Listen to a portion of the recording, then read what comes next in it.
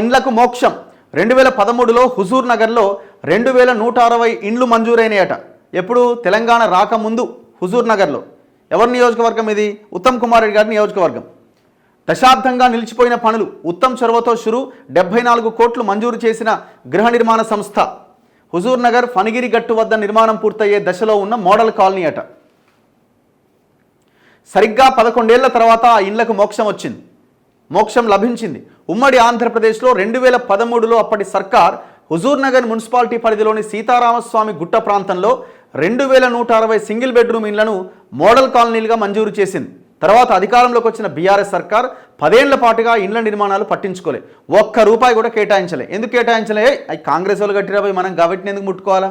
Same అంతే కదా. ఇప్పుడు మీరు చూడండి, ఆ రాజీవ్ గృహకల్ప ఇండ్లు ఎంత అద్భుతంగా కట్టినావో.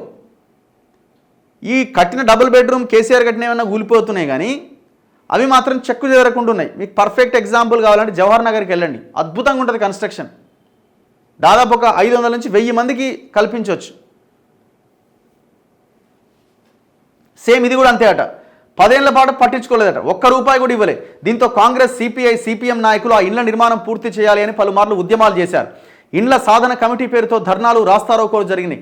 6 నెలల్లో ఇండ్లు నిర్మించి ఇస్తామని 4 ఏళ్ల క్రితం బీఆర్ఎస్ నాయకులు, ఉన్నతాధికారులు హామీ ఇచ్చినా కార్యరూపం దాల్చలే. చివరికి ఈ ఏడాది జనవరిలో నీటిపారుదల శాఖ మంత్రి ఉత్తమ్ కుమార్ రెడ్డి, గృహ నిర్మాణ శాఖ మంత్రి పొంగులేటి శ్రీనివాసరెడ్డితో కలిసి ఆ ఇండ్లు పరిశీలించి పూర్తి చేసేందుకు నిధులు మంజూరు చేస్తున్నట్టుగా ప్రకటించారు. దీంతో ఆగిపోయిన ఆ ఇండ్ల నిర్మాణాలపైన దృష్టి సారించిన రాష్ట్ర సర్కార్ 74 కోట్ల రూపాయలు మంజూరు చేసింది.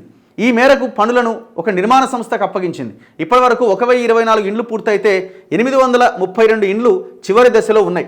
మరో 304 ఇండ్ల పనులు వివిధ దశల్లో ఉన్నాయి.